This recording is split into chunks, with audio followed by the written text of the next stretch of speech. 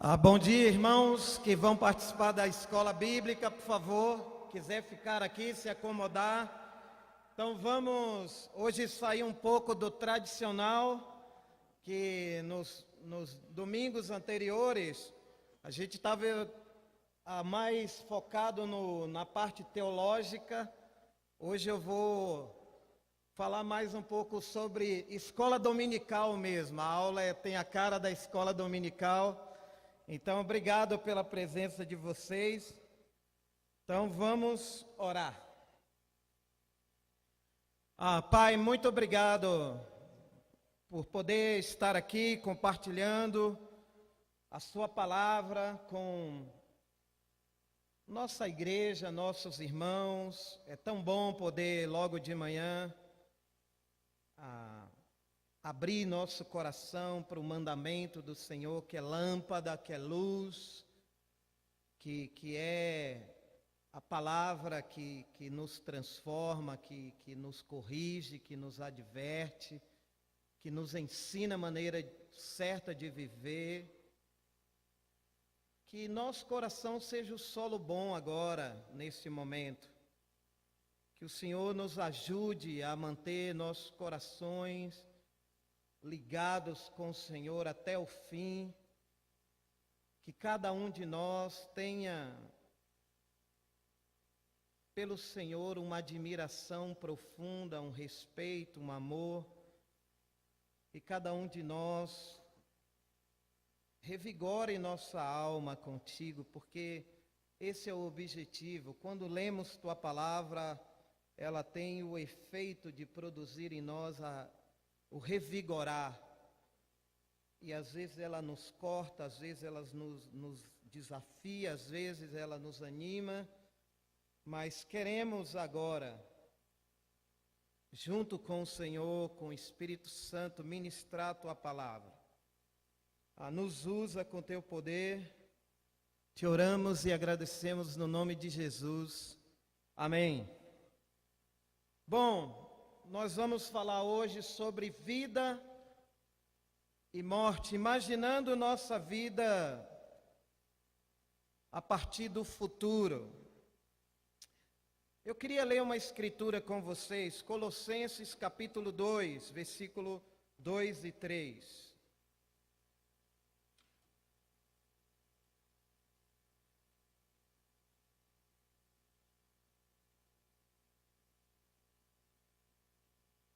Colossenses capítulo 2, versículo 2 e 3, Paulo fala, movido pelo Espírito, guiado pelo Espírito à igreja, lá em Colossos, o seguinte: eu trabalho para que o coração deles se encham de coragem, e eles sejam unidos em amor, e assim fiquem completamente enriquecidos, com a segurança que é dada pela verdadeira compreensão do segredo de Deus.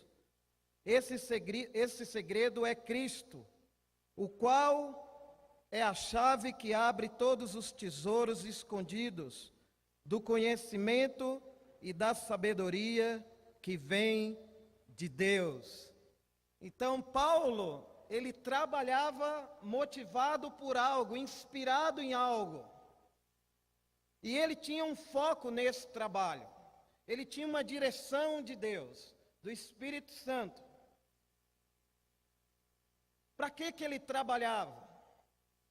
Em primeiro lugar, para Deus. O trabalho que cada um de nós faz aqui na igreja, aqui fora da igreja, na vida, no dia a dia, é um trabalho para Deus. Para quê? Para que o coração desses irmãos se encham de coragem, porque às vezes falta essa coragem, para a gente trabalhar. Também ele trabalhava para manter a união da igreja, a união entre os irmãos, unidos em amor, e também para enriquecê-los completamente. E aí tem uma palavrinha aqui que me tocou bastante, que ele fala sobre segredo. E esse segredo é Cristo. Existe um mistério na vida de Jesus. E ele fala que, através de Cristo, ele é a chave que abre todos os tesouros escondidos. Eu não sei você, mas olha, eu estou falando aqui nesse microfone. Deus deu a inteligência ao homem para criar um microfone. Deus deu a inteligência para o homem criar a máquina, o carro, a química, a engenharia aeroespacial, a engenharia física, a engenharia mecânica, a advocacia, a administração, tudo isso está na pessoa de Cristo. Você já parou para pensar nisso? Que às vezes a gente acha que a gente aprende advocacia na faculdade, a gente aprende química na faculdade, física na faculdade, mas Jesus é a chave que abre todos os tesouros, e esses tesouros estão escondidos. A gente tem que ir lá cavucar ele, buscar, procurar, porque é muito amplo, esse universo é muito grande. O mundo tem mudado muito de 100 anos para cá, em todos os sentidos, na medicina, na tecnologia, em tudo. Então, se Jesus é o segredo que abre todos os tesouros escondidos do conhecimento e da sabedoria que vem de Deus, o que nós precisamos saber? E é isso que nós vamos estudar hoje sobre nossa vida. Nós pensamos muito no nosso futuro, não é verdade? Cada um de nós, o que eu vou ser no futuro? Eu vou ser um jogador de futebol. Quando eu era criança, aquela pergunta, né, que os adultos faziam para nós, para mim: e você, Edson, o que você vai ser quando crescer? Eu vou ser jogador de futebol. Por quê? Porque eu tinha um tio meu que era jogador de futebol, ele jogava num clube lá na Bahia, profissional, e eu segui o exemplo dele. Eu achava jogador de futebol uma coisa interessante. E eu me dediquei vários anos, até minha adolescência, para jogar bola. Até no meio dos amigos, na escola, eu tinha um apelido de Pedro Rocha, aquele jogador antigo do São Paulo, mas eu não jogava nem um 10% que Pedro Rocha jogava. Então, a gente pensa no futuro, a gente quer ser um jogador, eu quero ser um engenheiro, eu quero ser um advogado, eu quero morar no exterior, eu quero construir algo. Não sei o que você imagina sobre seu futuro. Mas uma coisa que a gente não pensa sobre nosso futuro é a morte. Pensar, imaginar a vida na perspectiva da morte nos ajuda a ver como nós estamos vivendo hoje. E como podemos viver? E eu queria ler uma outra escritura com vocês, Hebreus 9, 27.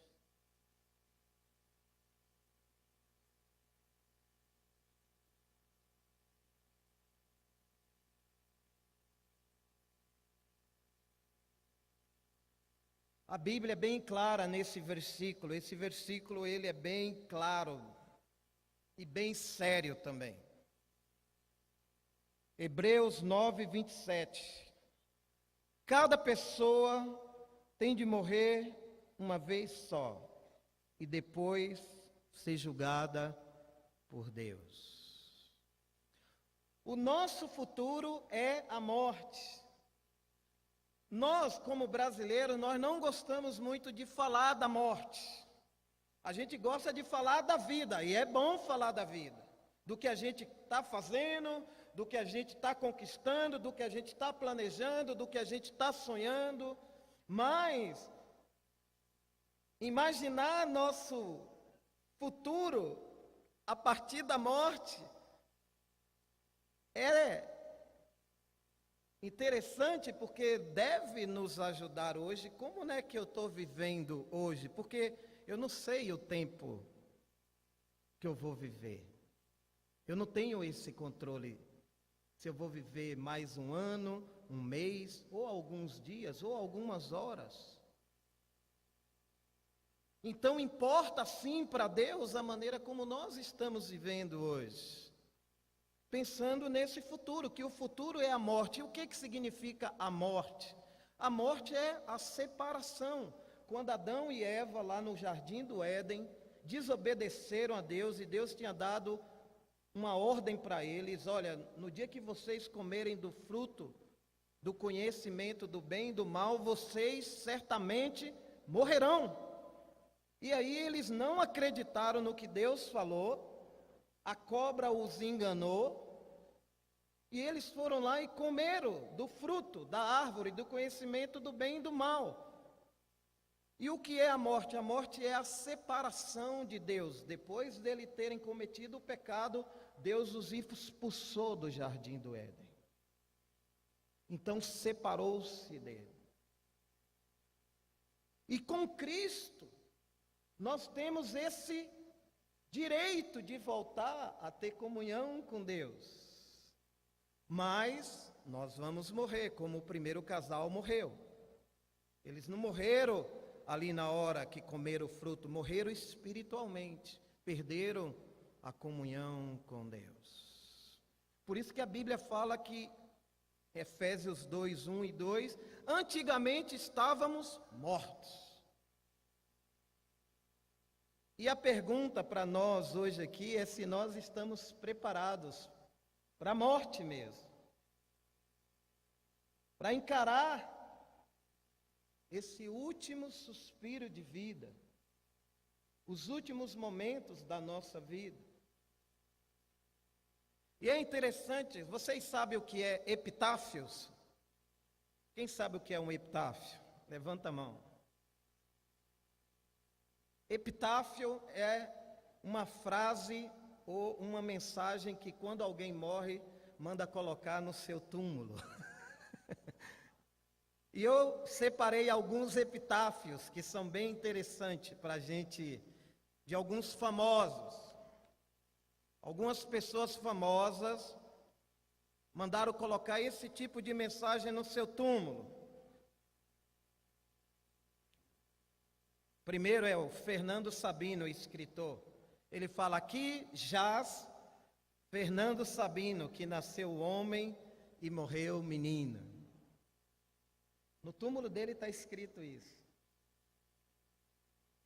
Do Vila Lobos, também escritor, ele mandou escrever na lápide do seu túmulo: considero minhas obras como cartas que escrevi à posteridade, sem esperar resposta. Então, tudo que ele escreveu, ele pensou que era uma carta e mandou escrever isso na lápide. Martin Luther King, pastor americano,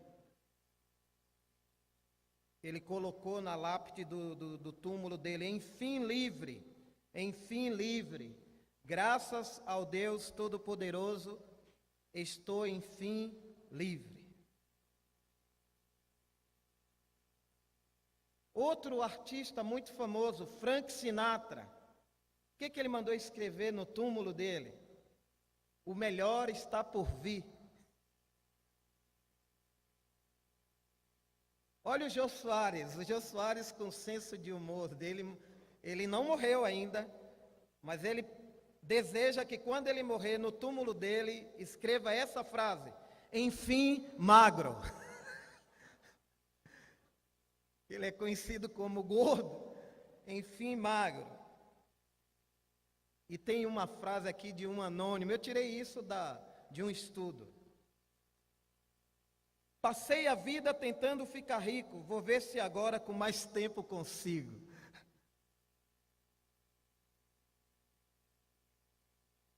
E aí a última, de Alexandre o grande conquistador, o rei da Babilônia. Uma tumba basta agora para aquele a quem o mundo não era suficiente. Então, pensando na nossa morte, pensando em nossa vida, Bom, eu queria pedir para você fazer um exercício agora. Escreva aí no seu caderno, num papel, o seu próprio epitáfio. O que você gostaria de que as pessoas lembrassem de você? Coloca lá no seu túmulo. O que você... Vou dar uns minutinhos para você fazer isso.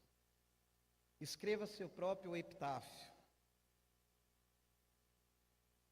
É para escrever no papel, tá bom?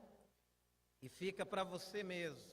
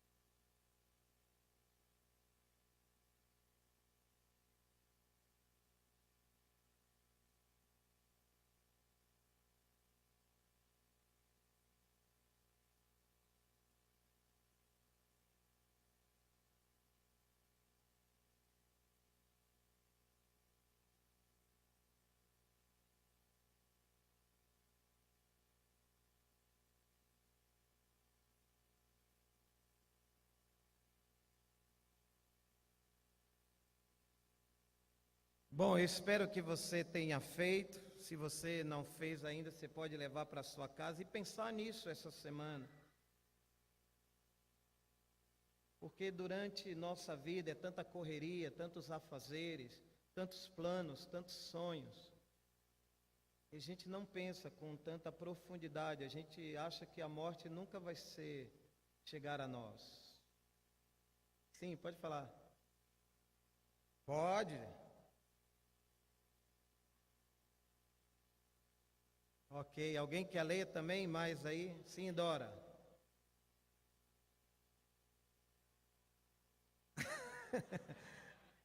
Pedro.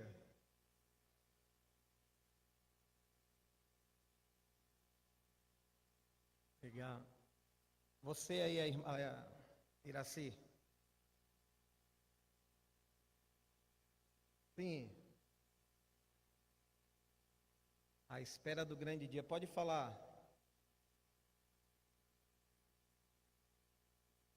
Ok, obrigado.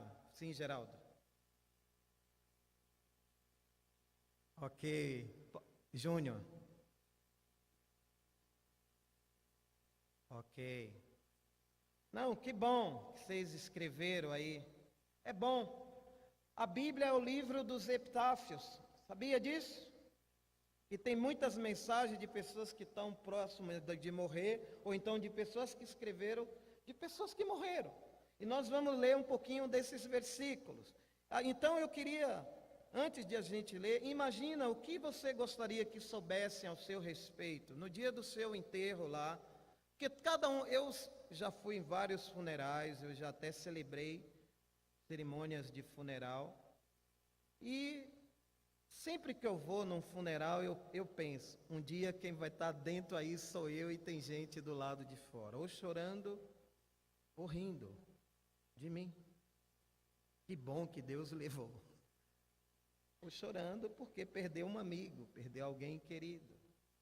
Mas assim, o que as pessoas vão lembrar nesse momento é de como nós éramos, de como nós vivemos. Então, imagine-se no final da sua vida, olhando para trás e também pensando, como eu gostaria de ter vivido. Porque quando chega o momento de partir, muitas pessoas estão nessa condição hoje, nos hospitais, estão em estado terminal, estão tendo poucos momentos de vida. As coisas que essas pessoas mais expressam nesse momento é os amigos, devia ter construído mais amizade, aproveitado mais a minha família, não ter trabalhado muito. Ninguém pensa em dinheiro nesse momento.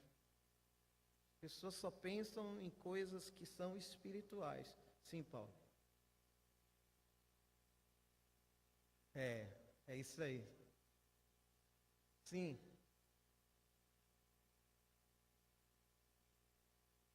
Hum.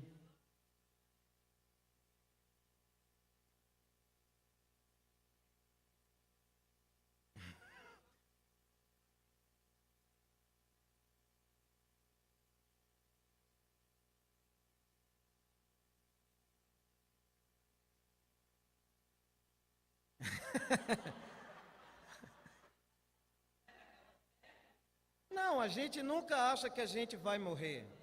Ninguém sai de casa de manhã, hoje é meu último dia. Mas pode ser. Isso é comum. A morte é uma coisa, é uma verdade para todos nós. Vamos ler lá 1 Reis, primeiro livro de Reis, capítulo 15, versículo 26.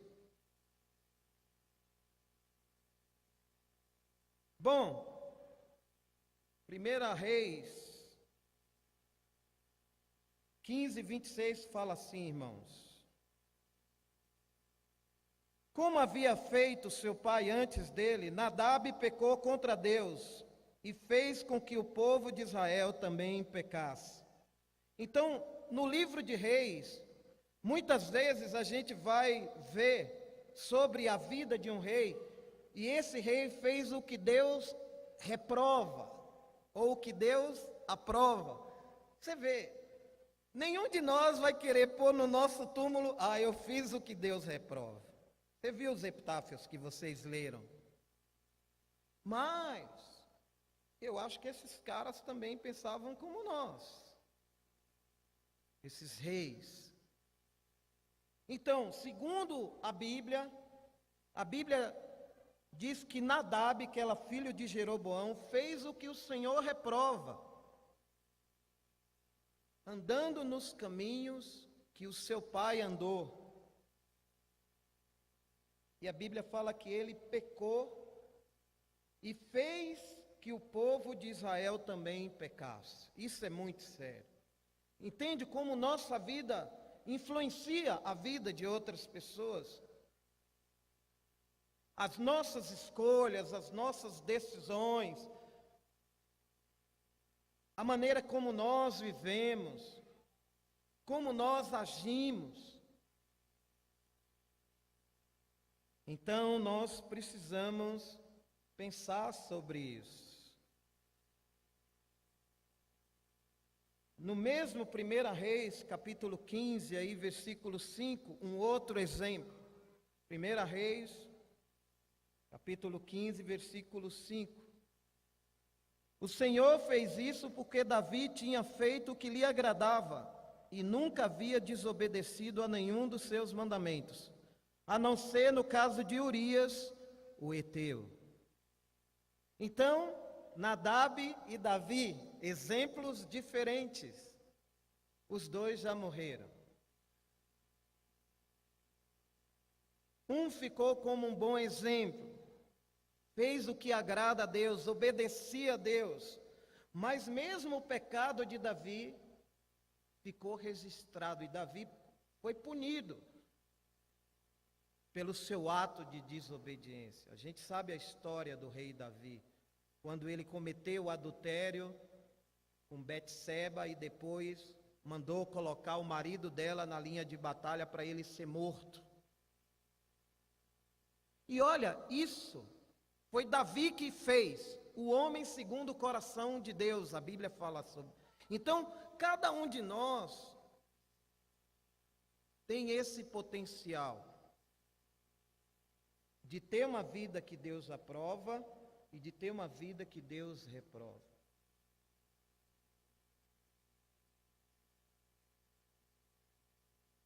E é interessante que nós estamos diante de uma escolha.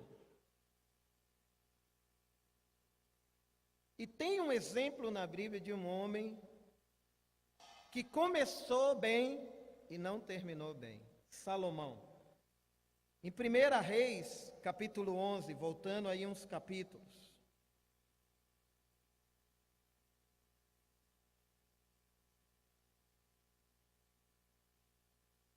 versículo 3 e 4.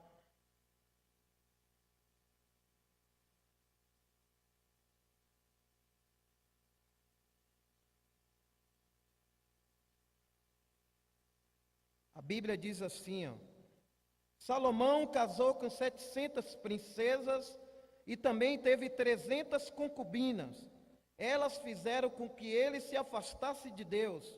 E quando ele já estava velho, fizeram com que o seu coração se voltasse para deuses estrangeiros.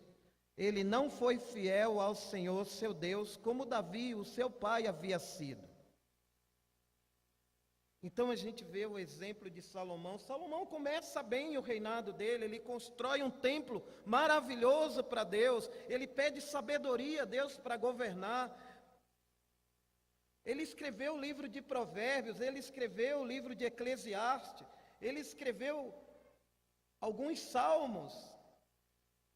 Mas esse homem, que era tão sábio, que a Bíblia diz que não houve homem mais sábio que Salomão, no momento da vida dele, ele se afastou de Deus. O coração dele tomou o caminho errado, o caminho da desobediência. Ele começou a se deixar influenciar por algumas mulheres que ele casou, e ele casou com mais de 700 mulheres. E elas o induziram a adorar outros deuses. Se você for ler esse capítulo inteiro, aí você vai poder perceber que Deus se ira com Salomão.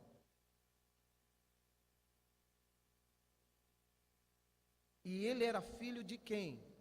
De Davi.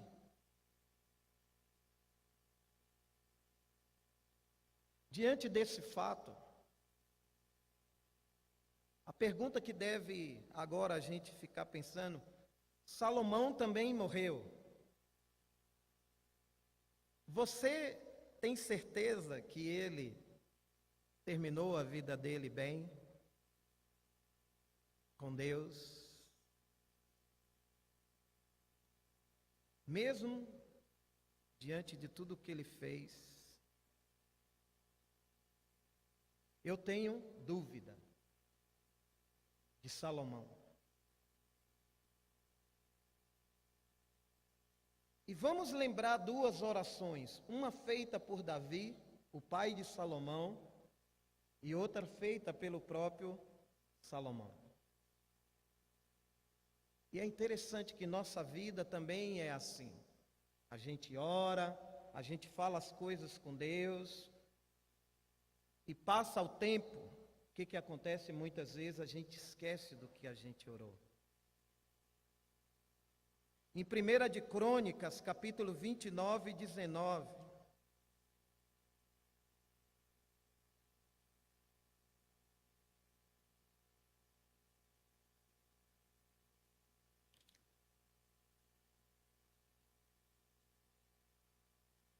Essa é a oração de Davi. Olha o que o Davi pede a Deus pelo seu filho. Dá ao meu filho Salomão o desejo de obedecer com todo o coração a todos os teus mandamentos e ordens, e a vontade de construir o templo para o qual fiz estes preparativos. Davi tinha desejo que o filho dele, Salomão, tivesse o quê? Um coração totalmente obediente, fiel a Deus. Que Salomão tinha uma missão dada por Deus a ele. E Davi sabia disso, que ele iria construir o templo. Mas não era só isso. Mas ficar fiel até o fim. E quantas pessoas a gente tem visto que tem desistido de Deus? Olha, tem várias pessoas que pregam esse livro, que acreditam que esse livro é de Deus, mas não acredita no livro. prega o livro, acredita que ele é de Deus, mas não acredita no livro.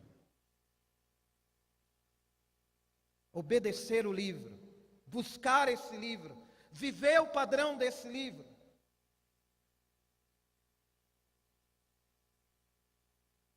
Todos nós corremos esse risco. Agora vamos ouvir a própria oração de Salomão em 1 Reis 8. 1 de Reis, capítulo 8.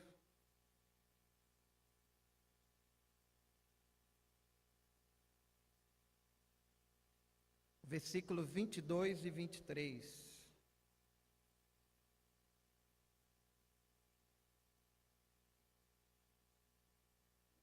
Então, na presença de todo o povo reunido, Salomão foi fiel e ficou em frente do altar. Levantou as mãos para o céu e disse: Ó Senhor, Deus de Israel, não há Deus igual a ti em cima no céu, nem embaixo na terra.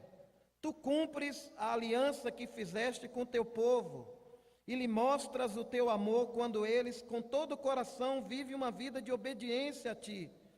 Pelo teu poder cumpriste a promessa que fizeste a Davi, o meu pai.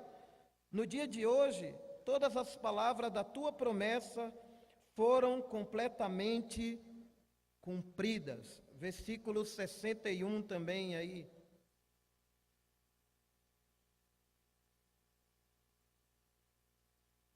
Que vocês sejam sempre fiéis ao Senhor, o nosso Deus, obedecendo a todos os seus mandamentos e leis, como fazem hoje. Essa é a oração de Salomão. E o que ele pede em oração a Deus? Ele levanta até as mãos, olha para o céu. Não há Deus igual a ti. Tu cumpres a aliança. Tu é um Deus amoroso. E ele fala que esse povo tem que viver uma vida de obediência a Deus até o fim. Só que ele não fez isso. Bom, a vida é assim, olha. A vida, ela põe para nós escolhas, muitas escolhas. Algumas escolhas são boas. Outras escolhas são más. E ainda outras escolhas são as melhores.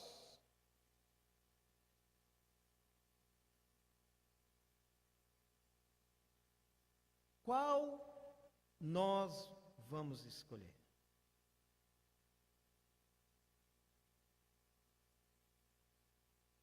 Porque nós estamos vivendo num mundo onde cada dia, cada momento, cada instante, somos bombardeados a fazer escolhas, a trilhar caminhos.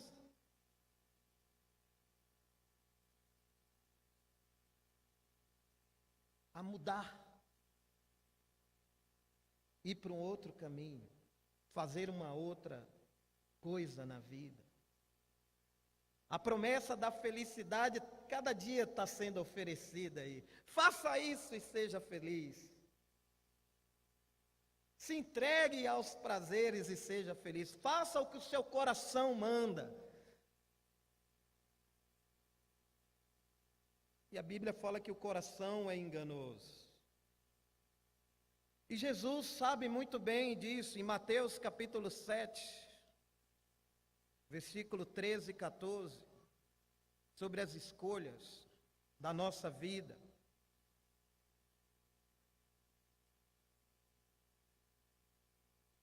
Pensando sobre vida, imaginando nossa vida a partir do futuro. Hoje nós estamos vivendo de um jeito. daqui a 10 anos, como estaremos vivendo? Se chegarmos lá, o que nós vamos ter construído esses 10 anos? Onde que nós vamos apostar nossa vida? E Jesus fala aqui em Mateus 7,13, entrem pela porta estreita, porque a porta larga é o caminho fácil, leva para o inferno, e há muitas pessoas que andam por esse caminho. A porta estreita é o caminho difícil, levam para a vida. E poucas pessoas encontram esse caminho.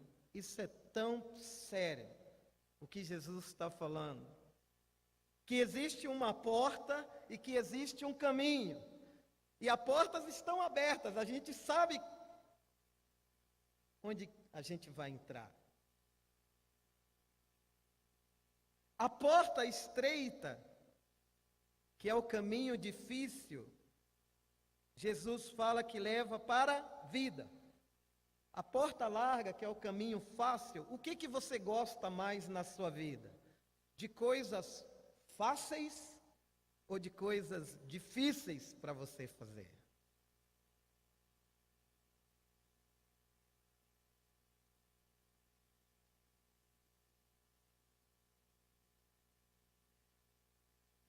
O caminho difícil é apertado, Jesus fala. Mas conduz à vida. Vida aqui é eternidade, é céu.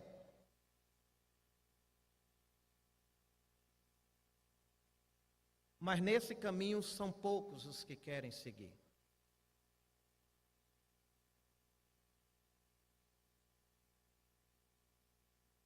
Esse caminho difícil é o caminho impopular. O outro caminho é o caminho que é popular.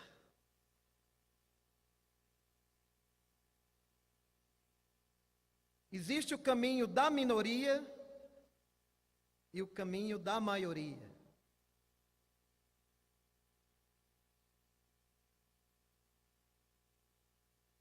Ou nós vamos escolher um caminho, ou nós vamos escolher um outro caminho. Que não existe o terceiro caminho, o caminho alternativo. No mundo existe alternativa.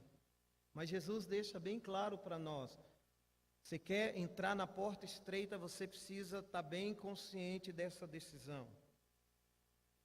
Que você vai sofrer para andar nesse caminho, para trilhar esse caminho, para chegar até o fim nesse caminho. Quantas pessoas, eu vou fazer esse ano 26 anos na fé. Durante esses 26 anos na fé, quantas pessoas que já passaram na minha vida, que se relacionaram comigo, que tiveram comendo na minha casa, que eu fui na casa delas, pessoas que tiveram muito próximos de mim, líderes principais da igreja, que não estão mais no caminho de Deus. São várias pessoas. E por que as pessoas desistem do caminho difícil? Porque ele é difícil.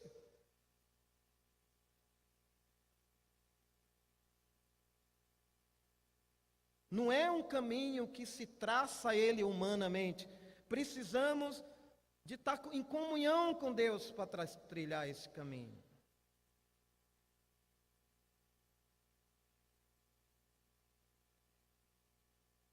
No caso de Salomão, ele seguiu o caminho da maioria, o caminho não recomendado por Deus. Mas será que nós não temos bons exemplos? Claro que temos.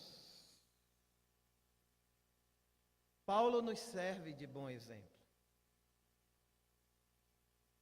Em 2 Timóteo, capítulo 4,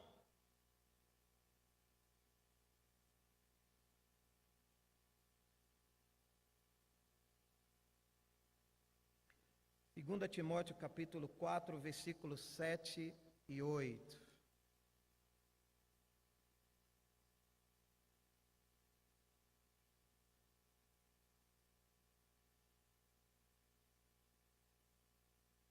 As palavras de Paulo devem nos inspirar e nos encorajar a seguir o caminho difícil.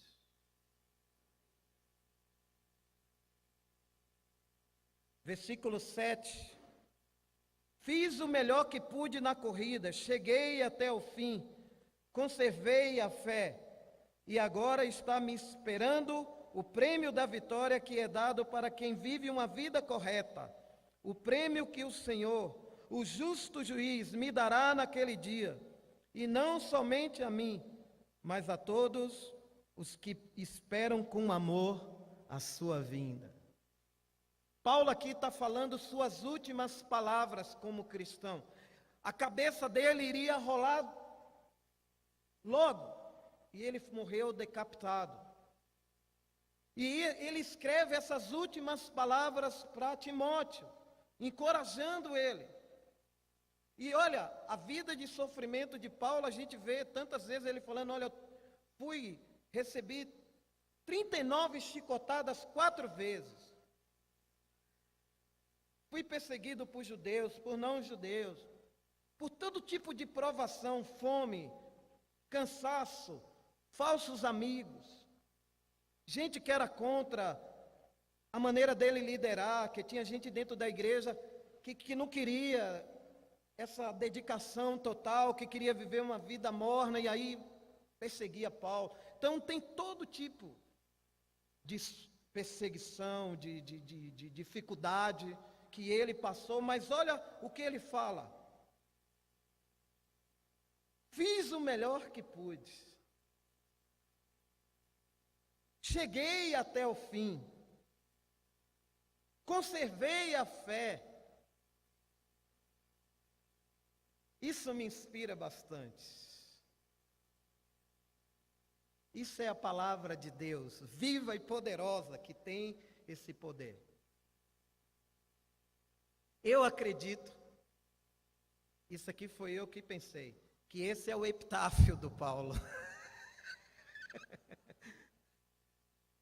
Para nos encorajar.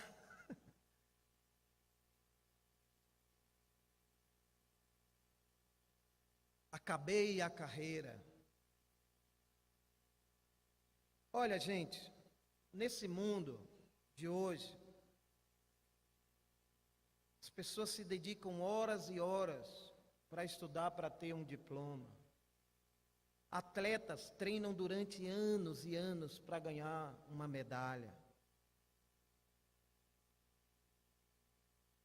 Pessoas saem 5 horas da manhã, chegam em casa meia-noite, trabalha o dia inteiro, entra numa faculdade. Eu não sou contra isso. Por quê? Porque eu quero conquistar algo. E a morte? E a eternidade? Como eu estou me dedicando ao reino de Deus? Eu queria terminar imaginando nossa vida a partir do futuro. Como devemos viver então? Paulo pode nos ajudar. Em Atos 20, 24.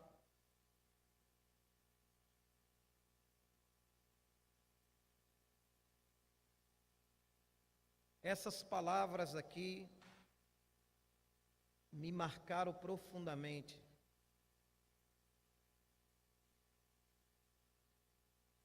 E ainda me marcam. É uma das escrituras que mais fala ao meu coração. Quando eu estou desanimado, é uma das minhas preferidas. Eu volto para ela. Porque o que é realmente viver? Quando que viver vale a pena? O que é uma vida que vale a pena ser vivida? Quando que viver vale a pena? São as perguntas. Que tipo de vida vale a pena se viver? Paulo dá uma direção bem específica. Isso é as melhores coisas. Tem as coisas que são boas, as coisas que são más, e tem também as coisas que são as melhores na vida. Ele decidiu por algo melhor. Atos 20, versículo 24. Mas eu não dou valor à minha própria vida. O importante é que eu complete a minha missão e termine o trabalho que o Senhor Jesus me deu para fazer. E a missão é esta: anunciar a boa notícia da graça de Deus. Não dou valor à minha própria vida. Olha, você falar isso no dia de hoje, você ouvir alguém falar isso, está difícil. Mas eu sei que tem bons exemplos. Eu não dou valor à minha própria vida. Eu dou valor ao que é mais importante. Cristo é o mais importante. O Evangelho é o mais importante. O reino de Deus é o mais importante.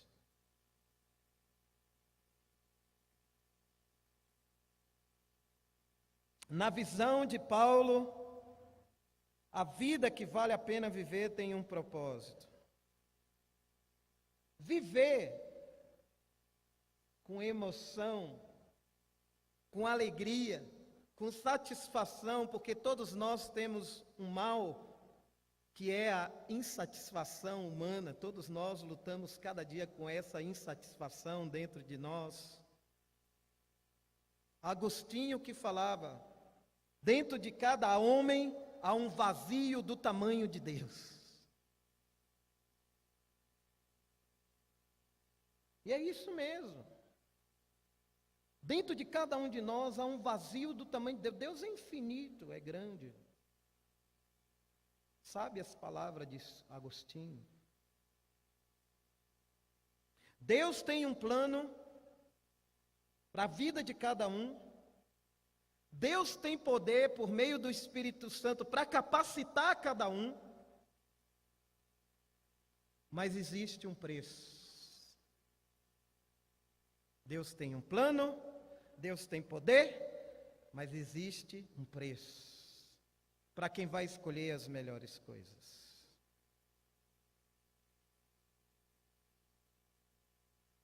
E qual era o desejo de Paulo? Conhecer a Cristo, viver por Cristo, sofrer por Cristo. Cristo era o seu maior tesouro. Ele queria que Cristo se refletisse na vida dele como algo valioso, como a coisa mais importante. Ele brilhava a luz de Cristo na vida dele. Ele pregava o Evangelho de Cristo com poder, com inspiração, com emoção, com ousadia, com coragem, mas também com a humildade. O maior tesouro da vida de Paulo era Cristo. E ele queria que as pessoas soubessem disso. Tanto os cristãos como os não cristãos. Por isso que ele trabalhava e ele lutava, irmãos. Cristo era a sua fonte de inspiração. Se não tem ninguém na igreja te inspirando, olha para Jesus.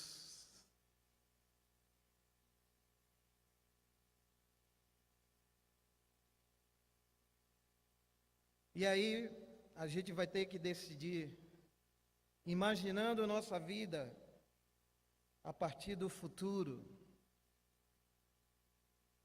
Quem vamos imitar?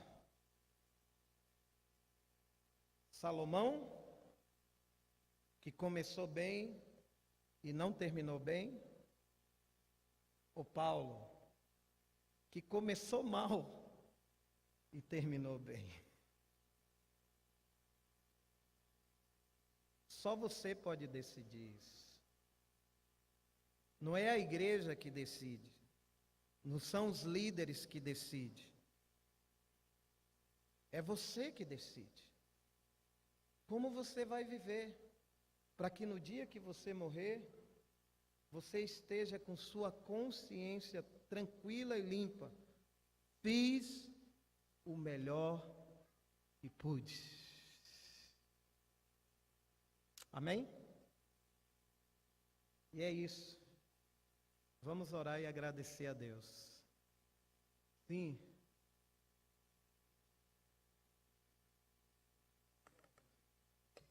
Não, leia você daí mesmo. Pode ler. Não, fala você quer ler? Pode ler, meu irmão.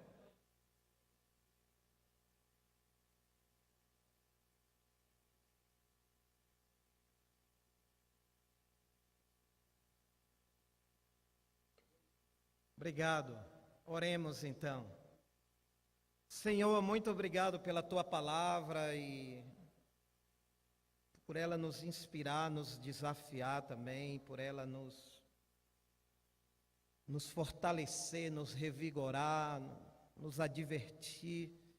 Obrigado pelos bons exemplos que temos na palavra do Senhor, mas também temos maus exemplos. E o Senhor é um Deus assim que dá essa liberdade para cada um de nós escolher que vida nós vamos viver. Nos enche de esperança em relação ao dia da nossa morte, porque nós não sabemos quando virá, mas queremos estar preparados e prontos para ser recebidos pelo Senhor na eternidade. Que o Senhor fique com nossos corações e que cada um de nós se mantenha fiel ao Senhor até o fim. Que sejamos obedientes, que durante essa jornada chamada vida, que nos momentos de aflições, de lutas, de dificuldades, e também nos momentos de vitória, a gente nunca esqueça do Senhor, porque tudo provém de Cristo, todas as riquezas, todos os tesouros do conhecimento, da sabedoria, é proveniente da pessoa. Ele é a pessoa rica em amor, em justiça, em bondade, em graça. E que cada um de nós possa imitar esse coração. Obrigado por essa igreja. Oramos em nome de Jesus. Amém.